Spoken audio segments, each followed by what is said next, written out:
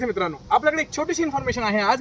केवळ नर हत्तीला हस्तिदंत असतात आणि मादीला नसतात अथवा छोटे असतात, हे एक छोटीशी गोष्ट आपण शिकलोच. पण याच्या व्यतिरिक्त एक पॅनल आहे जे म्हणतंय एंडेंजर्ड स्पीशीज अपेंडिक्स 1 आणि शेड्यूल 1. त्यापैकी IUCN रेड लिस्टिंग जी आहे ती international union for convention of nature. तुम्ही बघू शकता sites which is convention of international trade off endangered species आणि त्यासोबत आहे WLPA म्हणजेच काय, वाईल्ड लाईफ प्रोटेक्शन ऍक्ट. या तिघांच्याही कुठल्या स्टेटसमध्ये हा हत्ती असणार आहे तुम्हाला कमेंट करून नक्की सांगायचं आहे. आपण भेटत अशाच व्हिडिओजमध्ये अड्डा 24/7 मराठीच्या चॅनल. थँक्यू.